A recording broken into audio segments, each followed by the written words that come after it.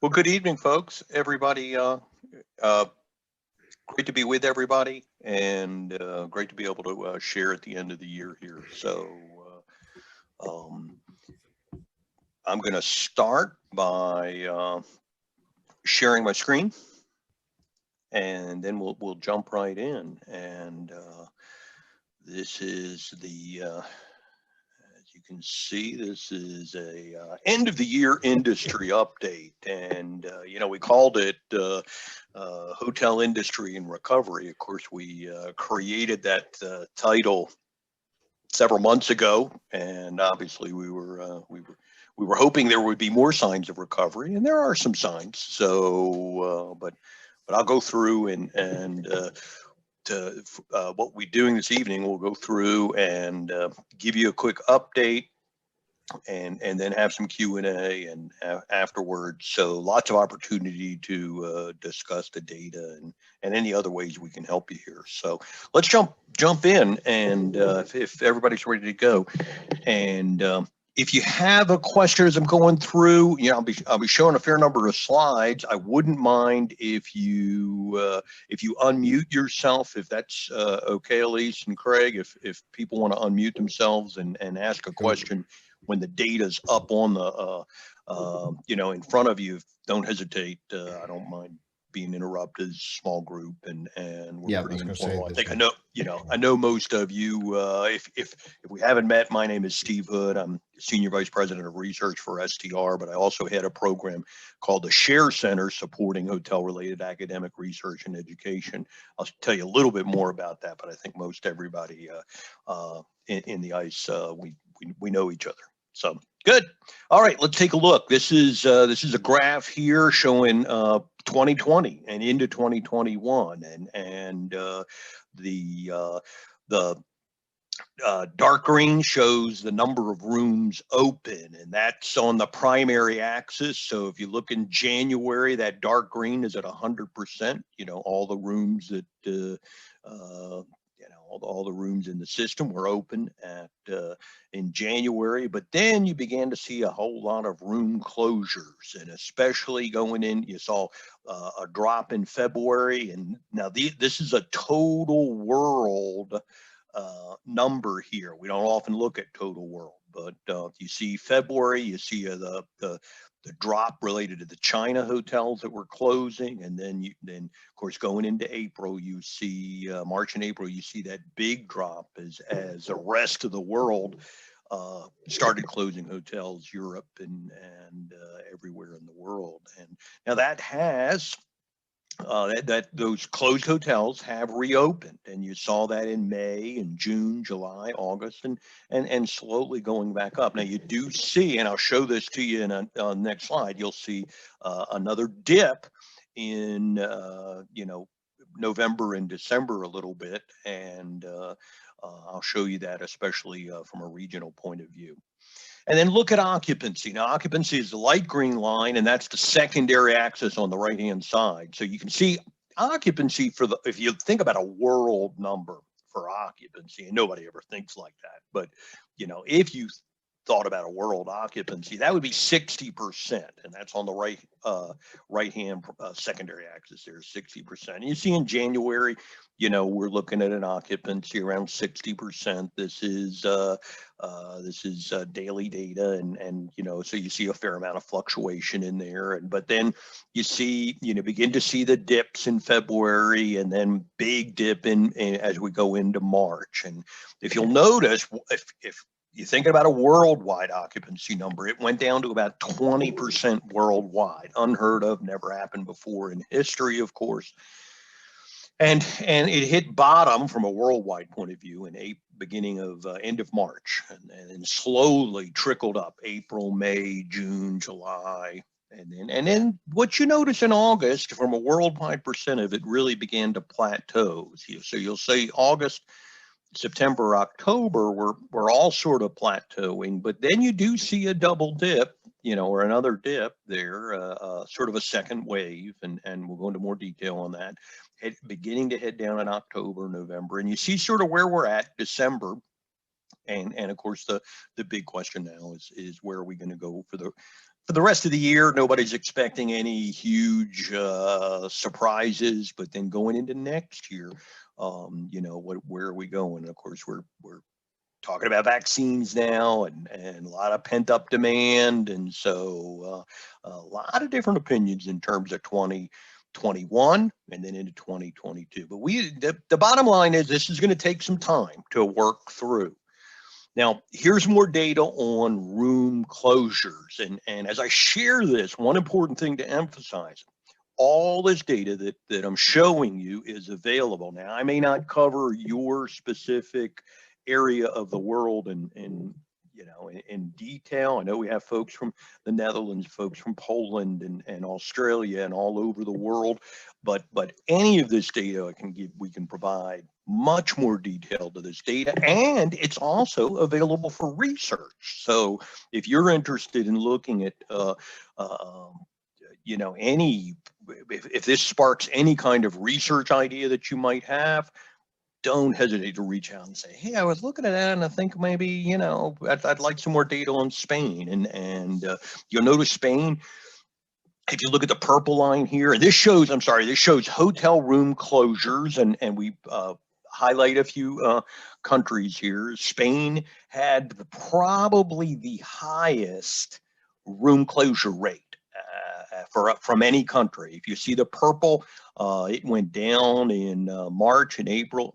Pretty much 80% of the rooms in Spain were closed, and that's what this is showing. Now they have come back, but you'll notice as you look at all these countries back in when you look at November, you'll see there was another shutdown, and you'll see, for example, United Kingdom, big drop. Spain again, big drop in terms of closures during this second wave. Now they're forecasted to come back up in many in December, back in January. So this is an example of the type of data that we collect in addition to the performance metrics.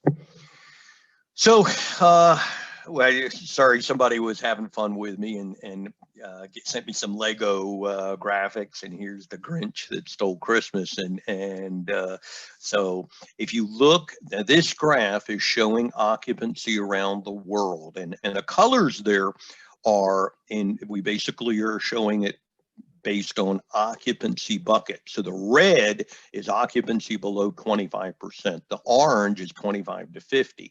Now blue is 50 to 75, and you'll see a few green dots in there, which are 75 to 100. But if you look at the world at this point in time, you're seeing a fairly grim picture. Most areas of the world, especially hard hit Europe. America is sort of in the middle, and I'm talking about US all the way down to Latin America. And then Asia is a mixed bag, and I'll show that to you in more detail. You do see some blue in Asia and Australia and China especially. So we'll look at that and we'll go into more detail. Now, of course, one of the big stories of this particular event is the fact that the big cities, the gateway cities, have been significantly impacted, and especially when you look at the West as opposed to the East, you see major impacts. Look, some markets of Rome in the single, in the teens, Paris, Berlin, and a lot of cities in the 20s, and you look to New York in the 30s, and so major impact in the gateway cities. But you see, some bright spots in Asia. You see places like Singapore. Now that's of course a complicated story due to quarantine and government contract business. Mideast, bouncing back a little bit. Beijing, Shanghai, and that's there's been some recent downturn in Shanghai, but Beijing, actually doing better more recently, and so gateway cities, major impact. Now here we take a look at the first China. Let's take a look at the red line there in China, and you see a pretty consistent recovery during, from March, April timeframe. You see some dips. October is Golden Week, that sharp increase there, but China has had a somewhat consistent recovery. It's plateaued a little bit in August, September, October. A little bit of a downturn in November. Some of that is the Shanghai impact there, just a little bit of a second wave going on in Shanghai, and some reduced numbers there. You look at some of the other areas, USA, plateaued a little bit, but more recently a decrease. You look at Middle East, pretty much a gradual recovery over time. You look at Asia Pac, excluding China, the dark blue line, and you see, pretty much a consistent recovery over time. And then you look at Europe and you see, a great August, and I'll show you data on that, but then sort of a drop since there through September, October, November, and now we're down in a trough again. So as the slide says, we're sort of dropping in the West, US and Europe, gradual growth in most places in the East. Now, when you look at Asia Pac, as I said, it's a complicated story. This was the China graph that we were looking at before, and you see sort of what's happened there. But other places, Australia. Now, I'll show you more detail on Australia. You're seeing a pretty good recovery here in Australia, and I'll drill down into that more, especially in the regional areas rather than the big cities. In a place like Japan, generally a pretty good recovery in Japan. A little bit of a dip most recently, but there are ups and downs in these recovery situation everywhere. Much slower in Thailand, and you see some holidays in there, but obviously more more impacted by international travel. India actually had been very, very slow. You see a little bit of a increase in the last couple of weeks there, but you see a big variation in Asia Pac. Now let's drill down in. Here's China, and this was a neat graph because it expanded it out and took a look at 2018-19. You can see now those previous graphs that had a lot, that looked like they had a lot of noise in them. The noise is barely negligible when you look at what's happened in 2020. If you see, this is charting the supply. The red line is the supply. You can see a dip as hotels closed, and then a pretty quick recovery. But then you see demand, dropped significantly, and this is the dotted line there is February. Went down to -79 from a demand point of view, and then but has recovered now. Impacted a little bit on related to Shanghai and just the last couple weeks, sort of a second wave there, and RevPAR, of course, impacted by ADR, is almost back up to prior COVID levels. So China, not too bad. This is a slide on the October holiday Golden Week in China. You saw some big numbers, some numbers that came up very, with the 2020 numbers on some days during this 10-day time period actually surpassed 2019. Not the whole thing, but it was very close. Sanya, it is doing incredible. And when you look at December 12 year-to-date data for Sanya, it's, that is a positive 6.4%. So in other words, the 2020 data year-to-date as of December 12 for Sanya, of course, a big resort destination area in China, actually surpassed 2019 data the RevPAR did. And so very, very strong, definitely a good sign. And we saw this early on. I mean, we did a survey of travelers. We did what's called an intent to travel survey in China in March. And think of it, they hit bottom in February, so March wasn't far away from that. But the intent to travel, we basically ask questions like, hey, during the rest of the year, what do what do you see your chance of taking a significant trip is, and it was very, very high. And so you see that a lot of pent up demand. Holidays in China have been great, give people an excuse to travel, and they're taking it. And so of course everybody's looking at China right now and hoping that that's going to be a good predictor of the future. So, and the ADRs in Sanya have been very, very strong. So the performance of luxury and upper upscale hotels has been strong. So definitely some good signs there. As I said, I'll have a lot of different areas around the world. I'm going to fly through this sort of quickly. If you have something you want to talk more about, don't hesitate to stop me here. But you can see Hong Kong, just like China, big dip, slow recovery, a lot of zigzags there related to holidays, and of course weekend versus weekday, definitely you see that kind of thing. If you look at the trends in places like Macau and Taiwan, you can see, one of the things about this recovery is that it's highly a weekend type thing, which makes perfect sense. It's domestic travel. It's, it is drive to in a lot of situations. Of course, short haul has also come back in a lot of these situations, in a lot of these areas as well. So, and you see that, definitely in both of these areas, you see through November and into December, a lot of weekend activity.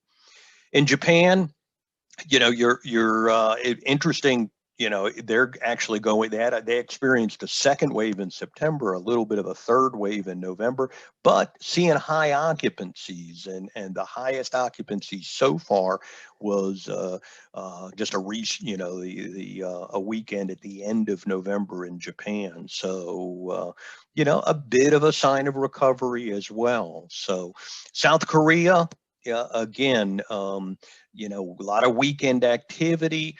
A little bit more of a second wave going on there. So you see some of those peaks of weekend activity have dropped significantly, due to a second wave in South Korea. You can see the COVID cases there have spiked during December, and that's having an impact, of course.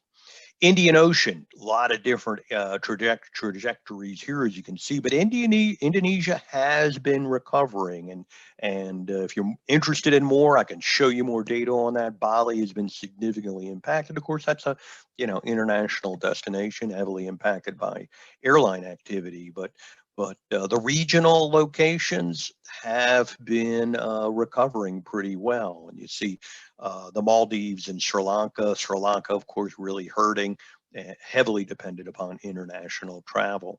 Now, Southeast Asia is really a mixed bag, and you see a lot of different stories here. Singapore, a lot of occupancy, and this is showing occupancy here, a lot of occupancy, but unfortunately, that's a lot related to government contract, quarantine business, and the ADRs are very low for that. So that's not necessarily a good story there as far as Singapore is concerned.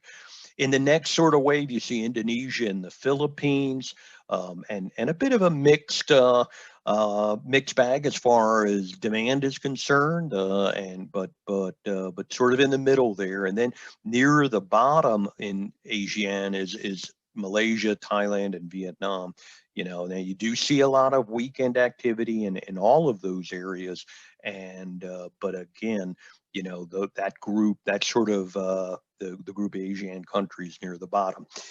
I will be doing a more detailed Asian and Philippine webinar tomorrow, your time, And if you'd like more information on that, let me know. And that will be that's sponsored by a hotel, by a school in the Philippines. And I'll be glad to get you more information about that webinar. And here's Pacific. We're looking at pretty good numbers in Australia. You see the lighter blue graph. Again, weekend activity, a lot of concentration on regional. So we're talking about secondary cities. We're talking about suburbs.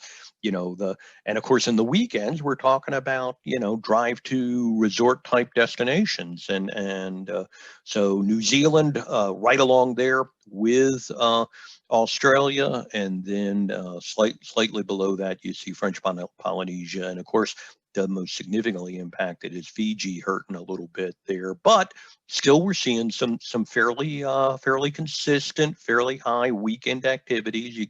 You can see occupancies getting up to, getting close to 50 in Fiji in some of those areas. I think we have somebody joining us from Fiji tonight. So anyway, that's a quick look at Asia Pac. Real quick, Europe, significant impact here. And this is, you see, the major countries in Europe hitting bottom in the end of March. Different countries going down earlier. You can see places like Italy and Greece were among the quickest to go down.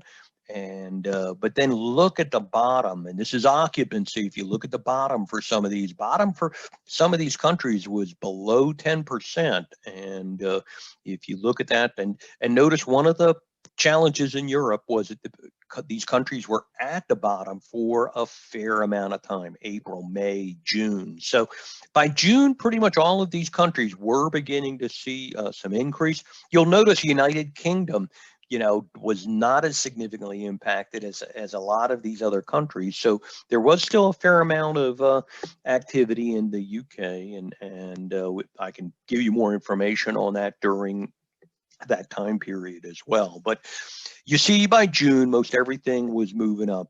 August was very, very strong. So, of course, a big vacation month, and so August was strong. Now, after August, it's been different. Many of these countries headed back down. There was sort of a second wave going on, and so some of these countries more impacted than other countries when it comes to going back down. So you see, at this point in time, some of these countries like Czech Republic back down to below 10%, but a lot of these below 20, a lot of these countries below 20, some countries less impacted. And if you look at like places like Turkey, places like UK, they're still in the 40s, and so different ones of these countries are impacted more or less during this second wave.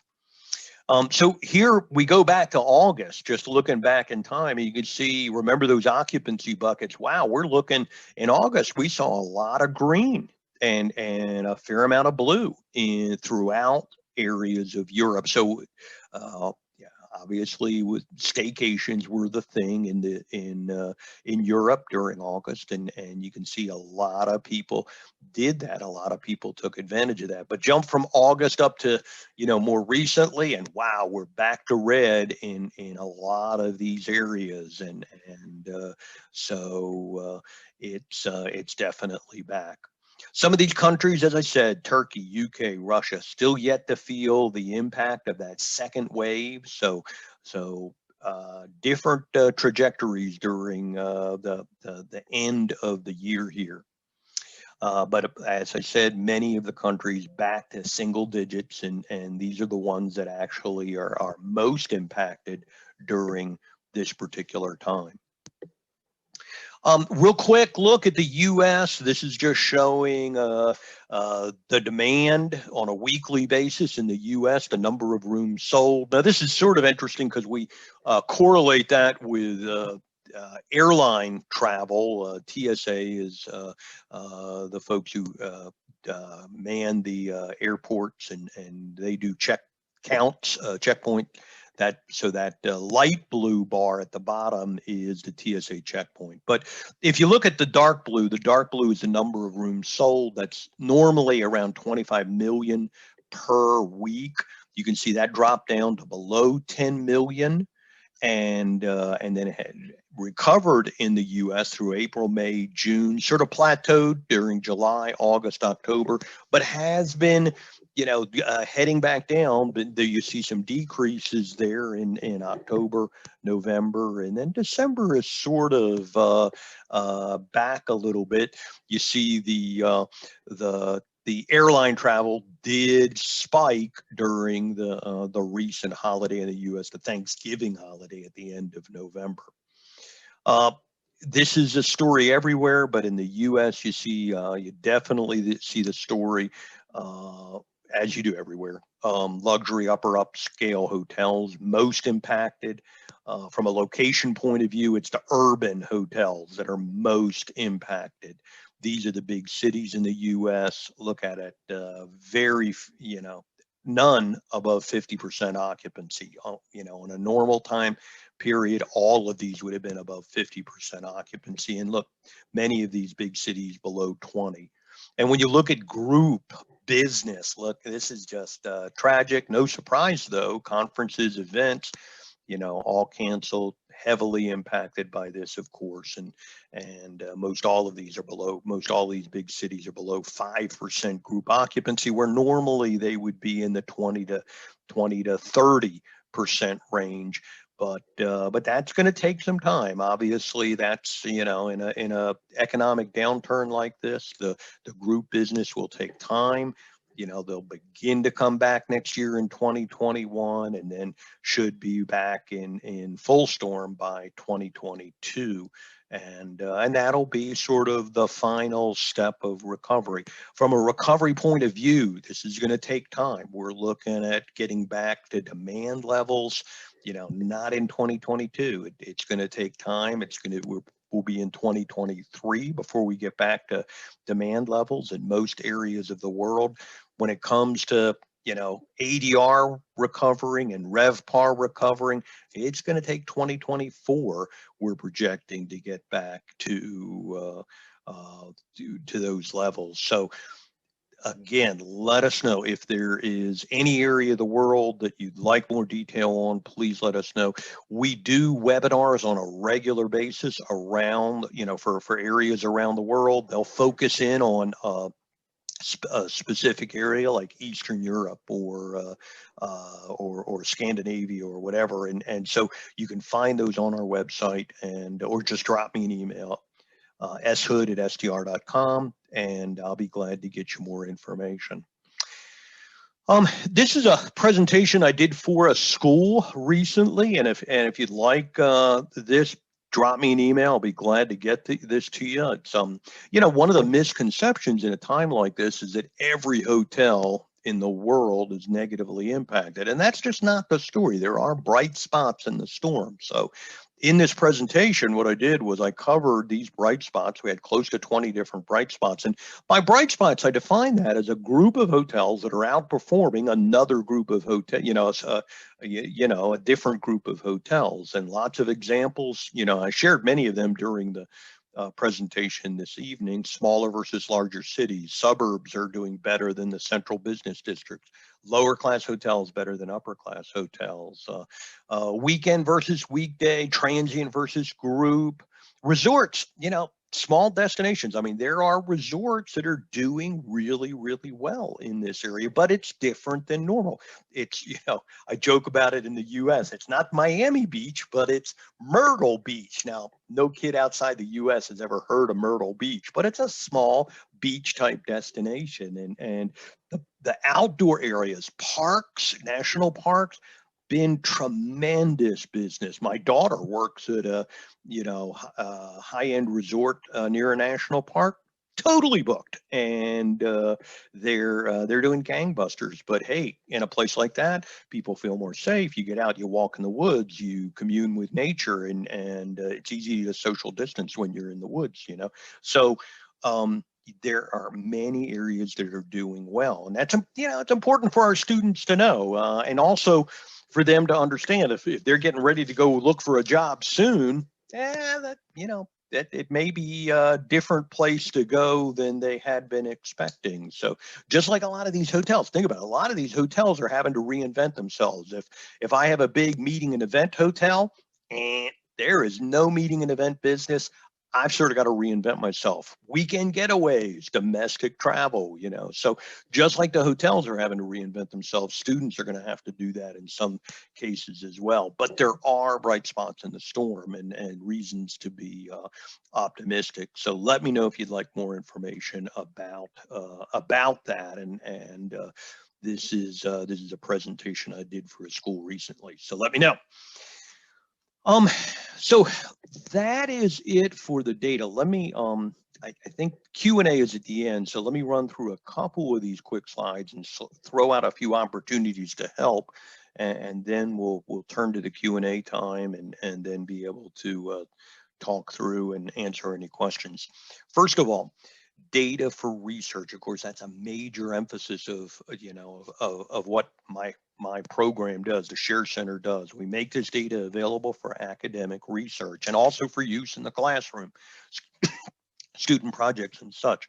So if you need any of this, please don't hesitate to let us know.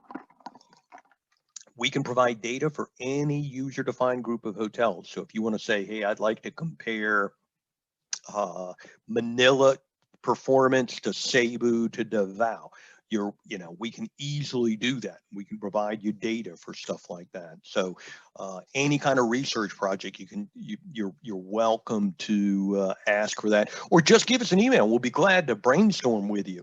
I know some of you are representing schools, and we'd be more than glad to jump on arrange a webinar for a bunch of your researchers and brainstorm on opportunities. And we have lots of different types of hotel and tourism data that we make available for research. We could do a webinar and go through and show you examples of all of these, and show you examples of research and how people have utilized our data for research. This year, one of the things that we did was we compiled all the research articles that have used STR data, and there are close to 1,000 research articles that have used STR data. So this is just some high profile examples of ones, and you see people that you're used to. You see Pearl Lin on there from Taiwan, and a bunch of examples of research, but we have a whole deck. I have a whole deck showing you examples of these and graphs and findings from all these different research articles. So please let us know if we can help in any way.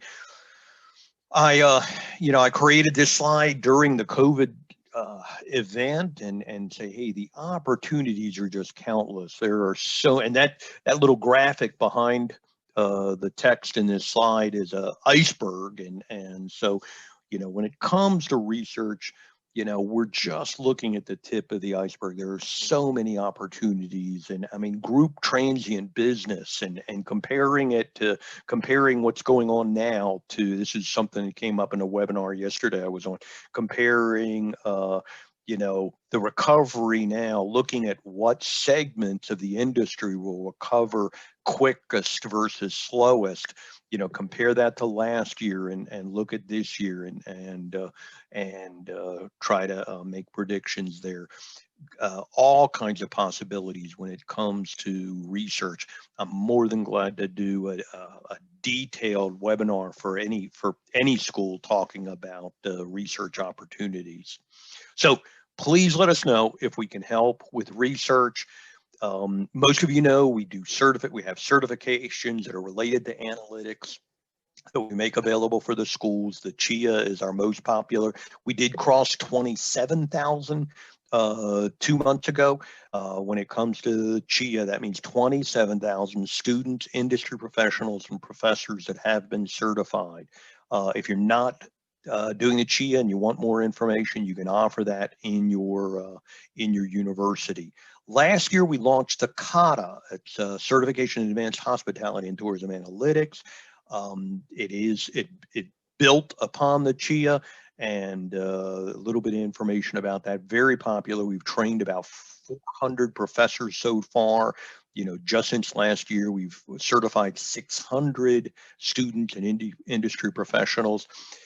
Here's an outline for the kata if you haven't seen it before, but it introduces students to the most popular types of hospitality and tourism research. So they learn hands-on instructions how to create a comprehensive project for each of these different ones, how to conduct a market study, an event impact analysis, an economic analysis, and a feasibility study. So they learn the details of how to create each one of these projects. They see lots of case scenarios, and part of the value of this is they obtain templates that they can use in the future. Now, one of the requirements of this certification, the students do have to complete one of the projects. So the professor has to pick one, and then the students break up into groups and work in teams to complete a project together.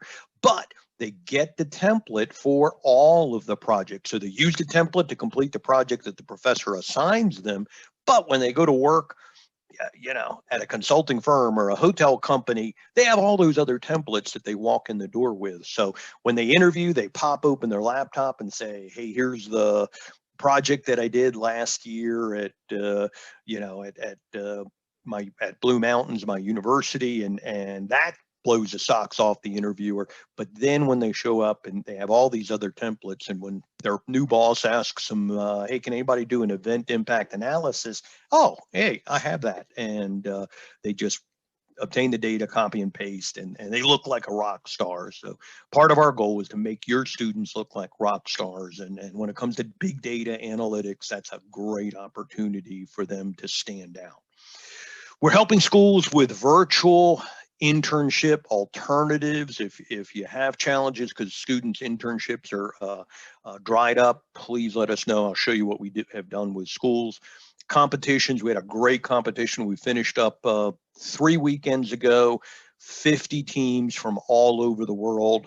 Hong Kong Poly came in third, Virginia Tech and Michigan State came in first and second respectively, but we had schools from all over, Vietnam, Russia, I think we may have had a school from, we had a school from Croatia, not Poland, and but schools throughout Europe, and so we're trying to figure out how to hold the competition next year, whether we come back to Hong Kong. Last year we did it in Hong Kong, London, and Mexico City, and New York.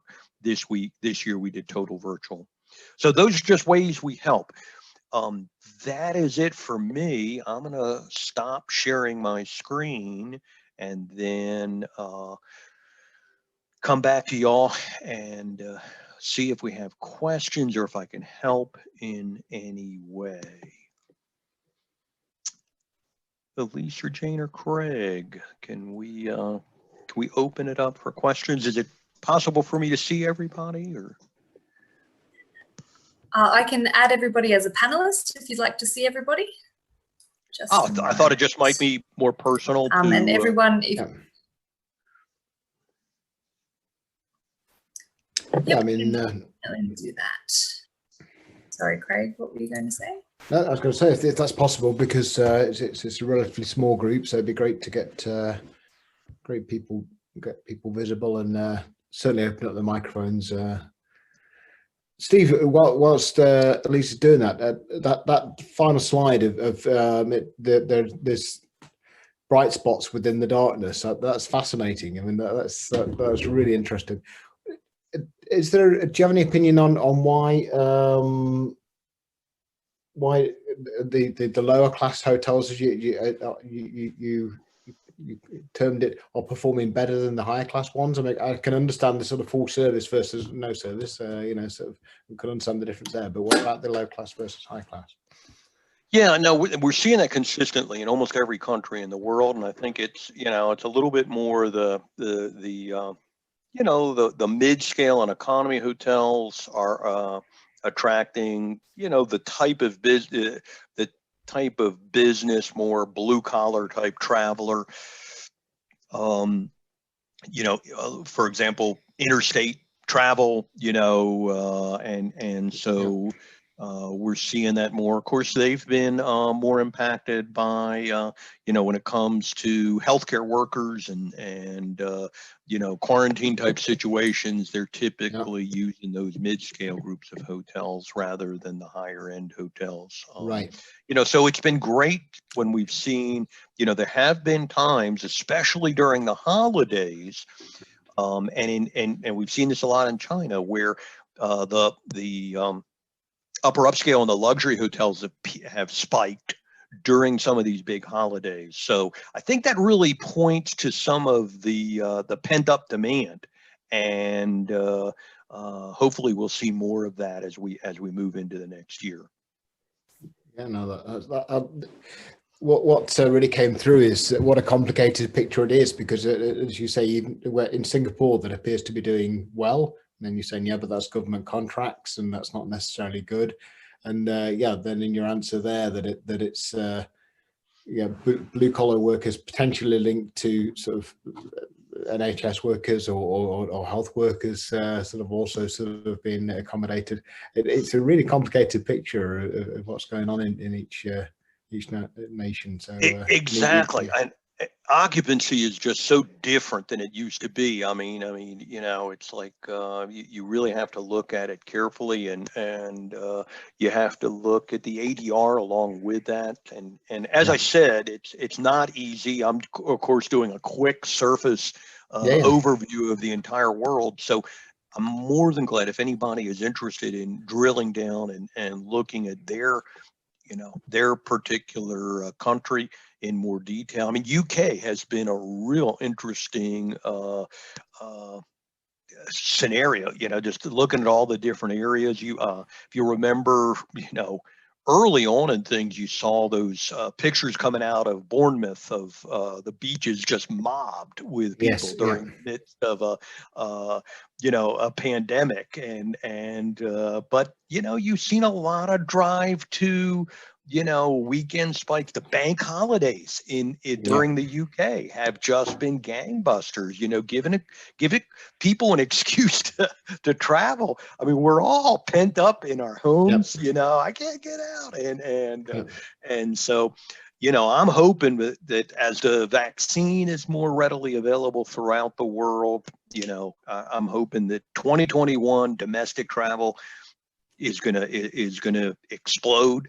And then, as people get more confidence, then those meeting and events are going to come back. I think you're going to begin to see that in the second half of next year. Of course, it takes time to redo a meeting and event. You guys know that. I mean, everybody's doing virtual, and they've changed dramatically. We're going to do a big panel on that in a conference coming up soon on meeting and events reinvented, and everyone's going to have a virtual option in the future, I predict. But I think you're going to see that coming back to normal. And I think just like you see the pent up demand for domestic travel, you're going to see some pent up demand for meetings and events. And I mean, just like this, I'd love to see more smiling faces, and people miss that. And they're going to, they're going to want to be able to get out and see folks, and I want to get back to the Philippines. Beth is on there, and I want to get back to Netherlands. John Wilhelm is on there, so I'm missing it. So give me an excuse to get back, and that people will definitely begin doing that. Yep. No, I say it's fascinating, Steve. It really is. It's great stuff. Any questions from the attendees? Anything? Could I ask you a question, Steve? Good morning from the Netherlands. Good evening. Good afternoon to all of you. Can you say anything about the influence of COVID on the number of hotels in the pipeline? Yeah, that's a great question. And I need to.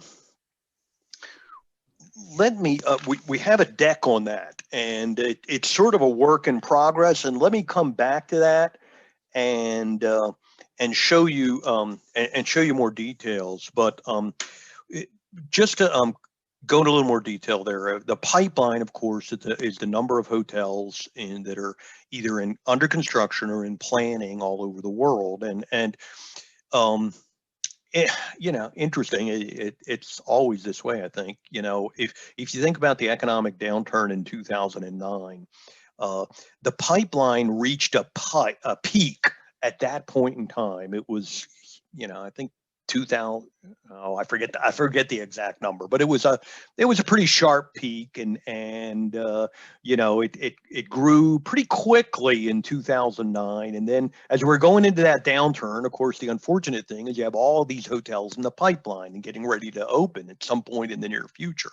So that was 2009, and we thought in 2010, 11, 12, people had learned their lesson last time, and the pipeline just went up very, very slowly, and everybody was, delighted that we didn't have that sharp increase we did back before the last recession.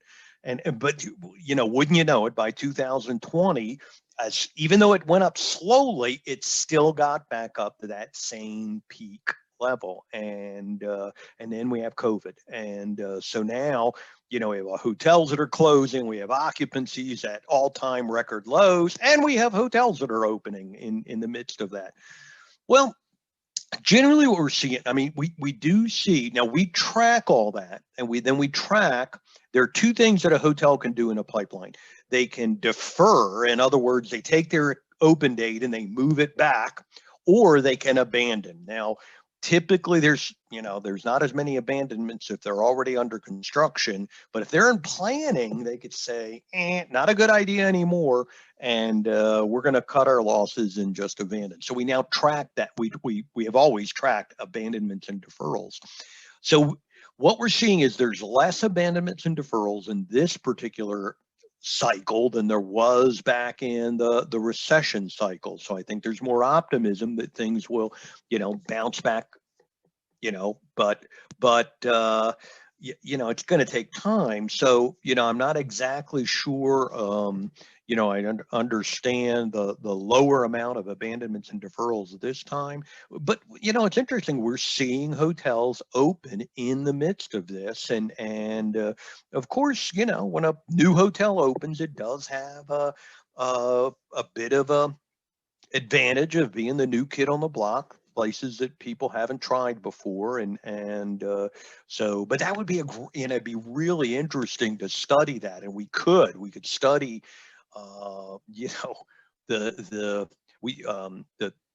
ramp up is what the hotel industry calls that. And under normal circumstances, when a new hotel opens, how long does it take? How many months does it take to get up to the level of their competitors from an occupancy and ADR point of view? Well, what about ramp up in the middle of an event like COVID? Less or more. It could take much less time. Now, keep in mind, your competitors are at a much lower level. So maybe ramp up is easier in COVID, but of course it's not going to be the levels that, you predicted in your feasibility study when you went to get the loan from the bank. So complicated, but, by and large, we're seeing,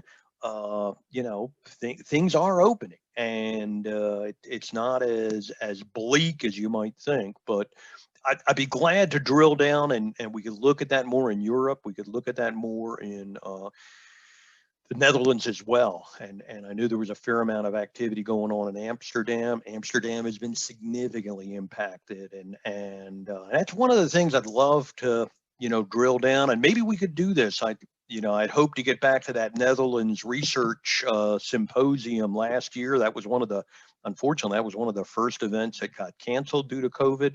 Not sure if you're rescheduling it, but I'd love to be back.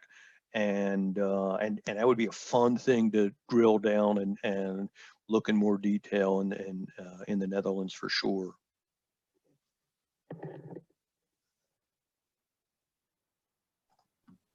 Thanks, Steve. That indeed is a very interesting thing. I guess to have a look at. And drop me an email if I will check and try to get that. Try to get a deck to you that goes into more detail around the world. Yeah. Great topic. And that's been one of the challenges in this time period. There are so many good topics and so many good things to talk about. The bright spots, you know, has been pretty popular. People, you know, especially professors are trying to find, you know, reasons for optimism, but it's important to understand not every hotel in the world is you know, it been significantly impacted in a negative direction, and so there are hotels that are doing really well. So important to understand that, but you know, it is complicated, and you do have to understand the data and see the trends, and some, you know, most of those trends are similar everywhere in the world. So looking at some of the other folks there. We had a few folks from the Philippines doing a, let me think, tonight my time, 8 p.m., but it'll be tomorrow morning your time. I'm doing a webinar on the Philippines for LPU. So if you'd like, Lilibeth is on, and if you'd like, drop me an email, and I'll get you. I've coordinated this with Ryan from her team, and drop me an email, and we'll be glad to invite you to that, or just drop me an email, and I'll be glad to send you the deck. We have about 10 great slides of information for the Philippines. Interesting stuff going on there, and pipeline is really interesting in the Philippines. We're seeing, you know, I don't think we're seeing any abandonments and deferrals in a place like the Philippines. And they were, you know, the Philippines has always been sort of you know, a big destination when it comes to development. For a long time, you know, in the last couple of years, for a long time, the Philippines has been one of the highest numbers when you look at the one way we look at pipeline activity is the number of rooms in the pipeline compared to the existing rooms that are already open. And Philippines had one of the highest percentages at many points in time, up to like 10%. So, you know, 10%, you know, the rooms in the pipeline were 10% of the existing rooms that were open in the country. So, so that's, the Philippines has always been interesting from that point of view. So I'll share more about that. So don't hesitate to let me know if you'd like to join.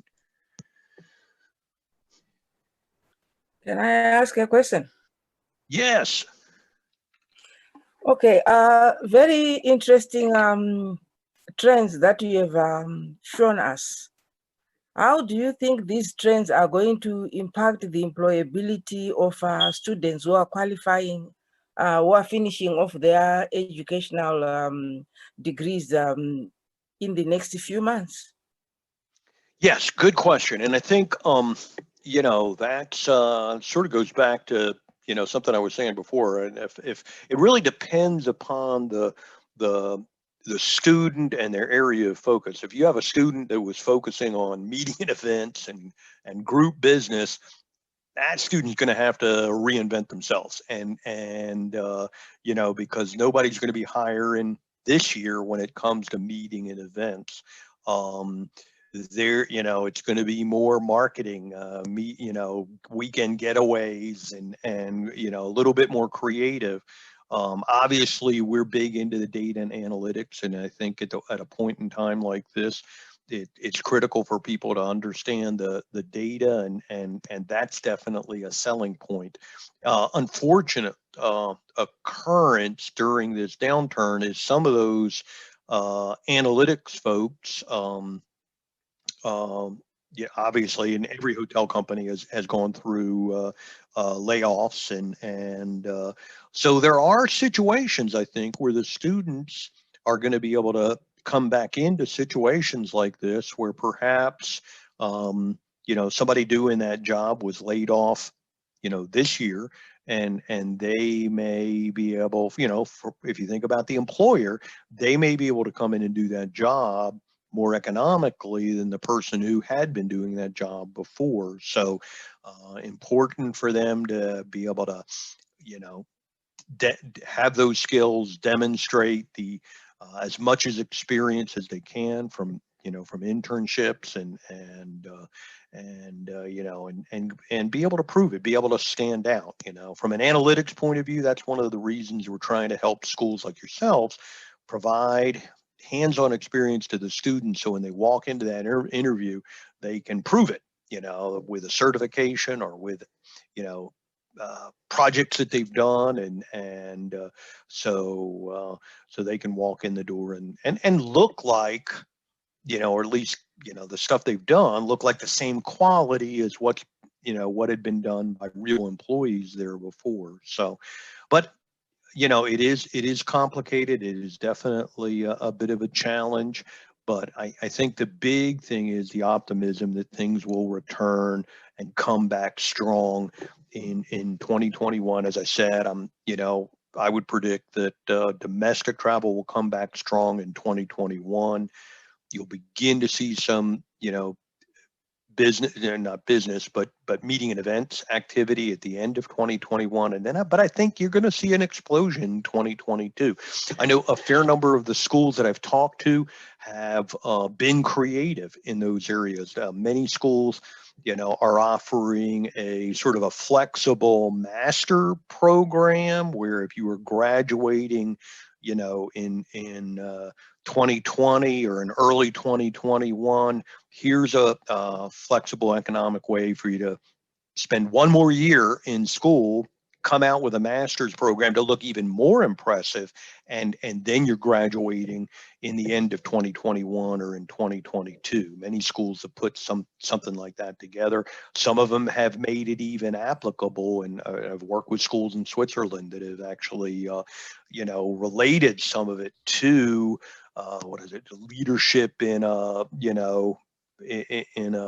complicated event. It's related to COVID sort of thing, and some of them have used that advanced analytics thing to put in there as well. So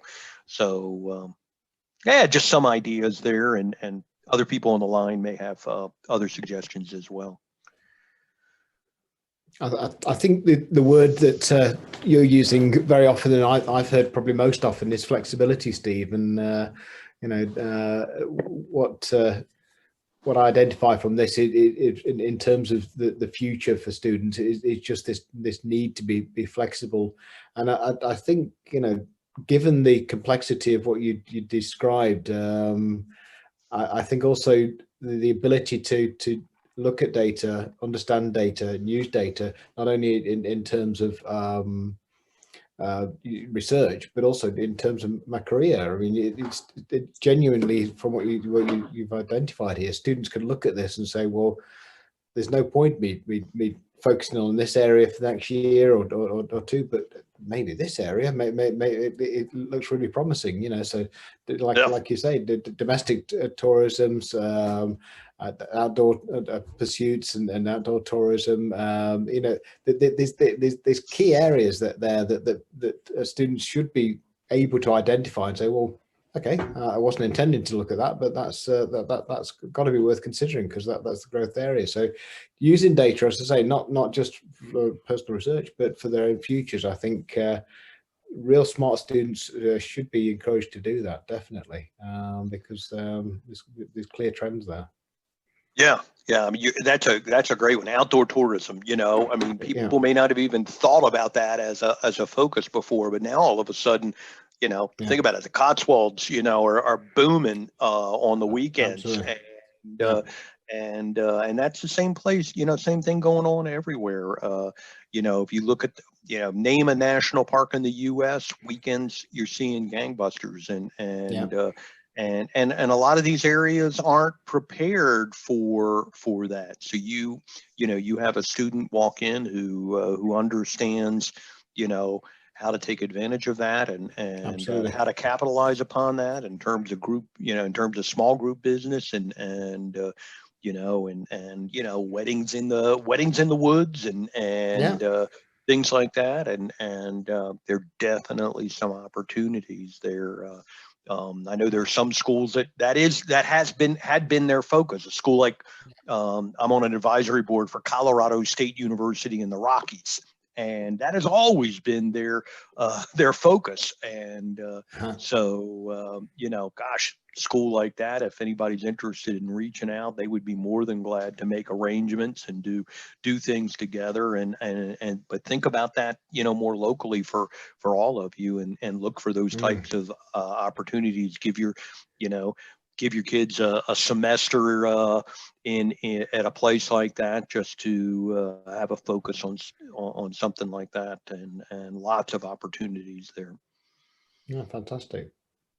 Well, listen, see, I've seen people sort of saying thanks very much, because we're coming up to, well, we're just at 8 o'clock, so we're coming up to the end of the hour there. But that was fascinating. That it always is, and that particularly suited for the end of the year wrap up, to show where we are and perhaps where we will be going in 2021. So on behalf of the ICE and all the attendees, just want to really thank you for the presentation today, Steve. It was great stuff.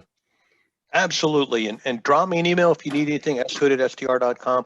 I will send the deck to Elise and Jane if they'd like to distribute it to people who attended. I'd be more than glad to do that. And if you need any more detail, don't hesitate to drop me an email. Okay, that's brilliant. Thanks very much, Steve. And I think yeah, wonderful stuff. Okay, if I don't see anybody else, have a great holiday and a great new year, and hope to see everybody in person next year. So indeed, yeah, absolutely. Thank you, folks. Thanks for everyone who attended, and say thanks again, Steve. Okay, cheers now. all the best. Bye bye.